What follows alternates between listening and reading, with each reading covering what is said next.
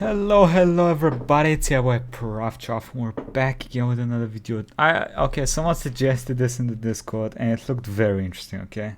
It is how vodka ruined Russia. I know there's a lot of memes about vodka in Russia, you know, ooh, Russians can live without the vodka and shit like that, but I mean, I guess we'll see how vodka ruined Russia. Probably has something to do with rich people holding all the fucking vodka factories and, you know, stuff like that. The usual stuff, right? That's probably the thing, I assume. But I guess we'll see. I guess we shall see.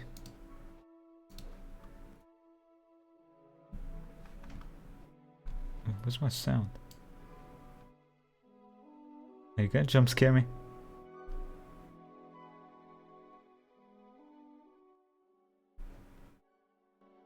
When you search through history books, you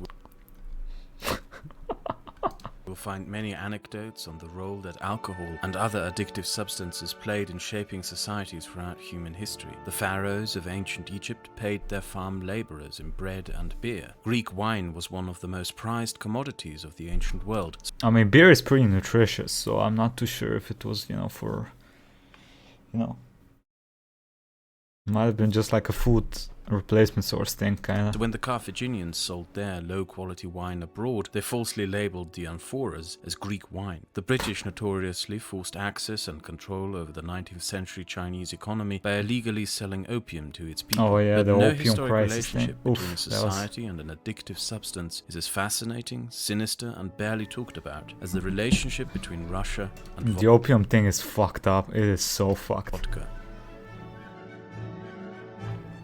Oh yeah, There this is is a nothing video by Kraut. About vodka.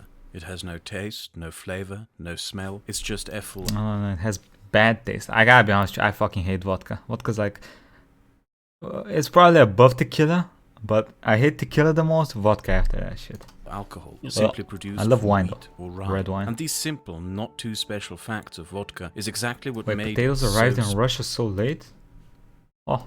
The vodka is exactly what Damn. made it so special. Its simplicity allowed it to be produced and consumed en masse by simple peasants throughout Eastern Europe beginning in the 8th century. Any peasant could make it and any peasant could sell it, until the 1480s. Until then, the lands we know as Russia were a set of small independent principalities and kingdoms, until Ivan III became the ruler of the Duchy of Moscow and by conquest united the principalities under one Russian kingdom, of which he became the Tsar. Ivan established a centralized government with a centralized autocratic rule controlled by the king. And as he built his state, he noticed the popularity of that cheap, intoxicating spirit amongst his peasants and had an idea. So he put a government thing on it so only he can sell it.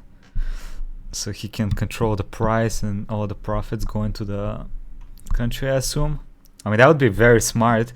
Extremely fucked up for the people, but very smart. He banned the production and sale of alcohol by peasants and declared the production and sale of alcohol a royal privilege. All alcohol was now the property of the Russian crown and could only be produced by and bought from the Russian crown. This was a guaranteed source of revenue for the Russian royal family, a monopoly on a cheap product that everyone wanted and which could be very cheaply produced en masse. Throughout the centuries, the Tsars opened vodka plant after vodka plant, pumping out cheap alcohol while filling their own pockets. A system that was so profitable that when Catherine the Great rewarded lesser nobles for their service... Hey, listen, I know she might be great. I don't remember exactly what she did. She's the one with the seas, right? That got a lot of territories over there and did some stuff. But damn, woman, you are not... Oof. She didn't give them land. She gave them vodka. But vodka production and selling grants to cash in on this lucrative monopoly. A system that lasted for almost 428 years. This is very Russian though. Instead of paying them with land, gold, the usual stuff, she gives them vodka production factories. Like just a mere little interesting historic anecdote on a long-gone mercantile economic system, there is far more to it than that. Something sinister, the reverberations of which still echo throughout Russian society to this day. Alcohol is a poison, harmful to the soul and body. Therefore, it is a great sin to drink alcohol and to offer it to others. And it is even a greater sin to produce and sell this poison. This So the phrase drunk is from guy. Tolstoy. When Tsar Nicholas II had to rescind powers to an elected body in 1905, one of the first things the Russian liberals and social democrats who were newly elected into a position of power wished to do was to combat the massive alcoholism problems of Russia. The first step was to ask the famous and revered novelist to write a warning label to be printed on every single bottle of vodka. The Tsar, who owned the entire alcohol industry, It's like the cigarettes with the awful pictures they have on them nowadays. I don't smoke, but I've seen them, and some of them are extremely disgusting. Doesn't help too much though, does it? refused. Because the system the Tsars established over the course of 400 years was not only a source of revenue. By controlling the entire market, they also determined the price and consequently kept the population drunk on a constant mass supply of cheap and widely available vodka. A peasant who wastes his money on vodka is too drunk to think of his situation and how he got into it, too drunk to organize any protest against his circumstances, so drunk he beats his kids into being drunks like him, and so drunk he beats his wife into submission. In the end, that peasant is a peasant in service of ensuring the security of the regime that keeps him drunk. The Tsars of Russia established a profitable system of state-subsidized. This assumes that the peasant is extremely stupid and he will do what you tell him to do. I mean, we've seen what happens when revolts and stuff under extreme Russian rule, like Stalin and stuff. So I think that's more of the why there's no revolts and stuff, rather than which not only ensured them personal wealth, but the security of their regime. They were in essence drug dealers, or at least relied on the same addiction-fed market that a drug dealer would rely on. Alcohol addiction is a horrible disease. It increases blood pressure, inflamed and swollen blood vessels, kidney, pancreas and liver failure that leads to an excess of fat cells creating deformed abdomens. But far from just the individual effects, alcohol is also part of a vicious social circle of misery. Nobody wakes up one day and decides to become an addict. Addiction is preconditioned on misery and despair. It appears where there is despair and hopelessness, and perversely increases that hopelessness. The alcoholic not only becomes more hopeless and miserable themselves, but will contribute to the misery and hopelessness of those around him. Perplexingly, addiction on a massive social scale creates social strife and misery, while simultaneously robbing those affected by it of the means to do something about it. This is why the drug trade comes with violence, social decline and disaffection of communities, because it uses misery as an economic commodity. I agree with this thing he said. Like, that's usually the thing when certain bad habits become like a total thing. Like, they become very famous. So when the normal social construct is not to be healthy, it's to be drunk, because that's more people are drunk, the more people are sober, and that's when stuff gets extremely fucked for everybody.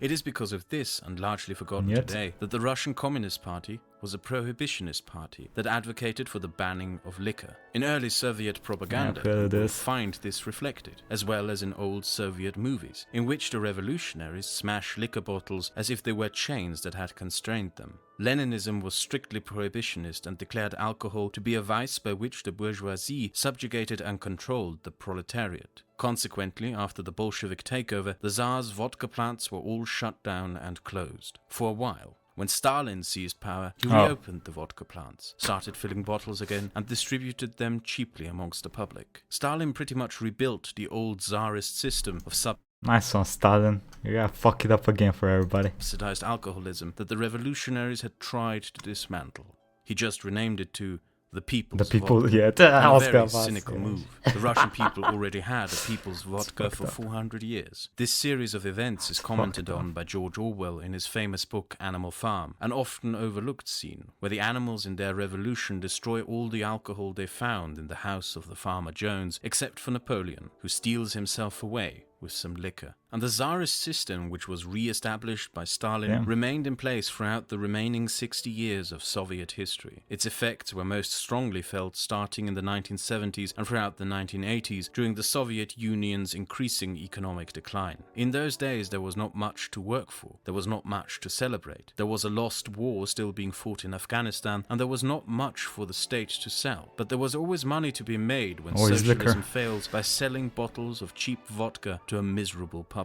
The recent HBO series Chernobyl did an excellent job at hinting to its audience how by the late 1980s Russian society had a deep-seated and systematic alcoholism problem. The Stolchinaya vodka bottles you see in the series are also somewhat famous, because you couldn't close them anymore once you took the cap off. Well, they were made that way because in production the assumption was that the average Russian, once opening a vodka bottle, would finish it in one sitting, therefore closing the bottle wasn't necessary.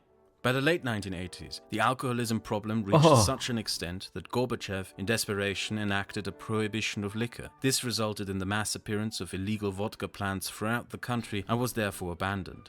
Today, almost 30 years after the collapse of the Soviet Union, the problems remain. The system of state-subsidized alcoholism no longer exists. The vodka plants, though, were privatized and are owned by oligarchs who still sell the vodka at cheap prices. No measures were taken by the Russian government to stem the benign systematic alcoholism and excessive alcohol consumption of the Russian public. The ramifications of such are of course felt in crime rates, productivity, and social decline and misery. Russia will eventually not get around having to confront a legacy of 400 years of alcoholism. And this is more than just a history lesson, let alone restricted to Russia. Think of the current opiate crisis in the United States, how the current response to social misery is to dish out pills to help people stomach through their days and lives. How a fully legal dependency on addictive substances was created in the United States at a profit that uses social and individual misery as a market every commodity. 4 to 6 hours is needed. And more to the point, how it is largely ignored and not a topic of contention. Drug-riddled and miserable communities often find themselves... Of course it's not a topic of contention. There's a shit ton of money in the pharmacy business. Who's gonna talk about it? There's too much cash in that shit, brother. Everything's just hush hush. Within such a state because it is the misery and hopelessness that creates the perfect market conditions for addictive substances, which consequently increase the misery and violence while robbing communities of the ability to rid themselves thereof. It's kind of like the cough syrup in Africa? Where was it? I know there was like a cough syrup epidemic somewhere. I watched a little bit of a video on it and it was extremely fucked. Of our understanding of addiction and how it plays into society through the ills it creates is largely flawed and dominated far too much by a judgmental standard that reduces the problem to individuals to be punished rather than social ills in need of solutions. I mean, there is a solution, but... If you're interested in this topic and want to know more, I recommend to you to read Drink, A Cultural History of Alcohol by Ian Gately. Ian Gately. Damn.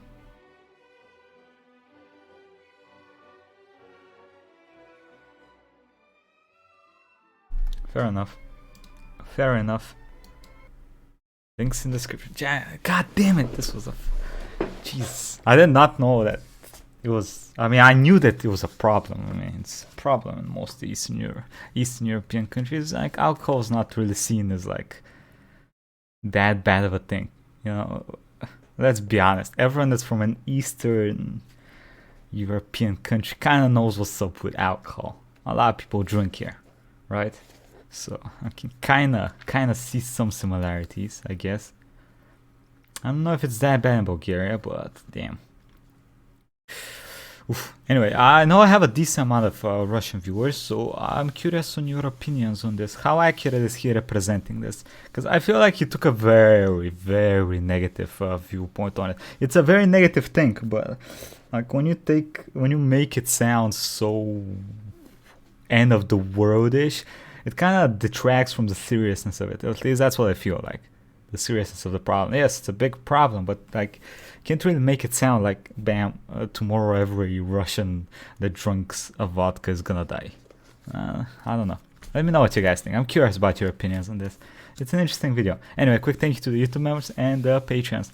Pedro Martinez, Kamasco, Units, Asterix, Senior Hilter, Lemon Monarch, Dash, Ronic, Nine James, Donatello, Hideki 25, Michael Muzio, Nicole Girgia, Charlie, Leroy, Olivia, and Sangri. Thank you all for the support, and I'll catch you all next time. By the way, I'll be streaming some Green Hell today. I know I don't usually stream today, but I kind of want to check that game out. I'm curious. So yeah, if you want to join for that, usual times. Anyway, bye-bye.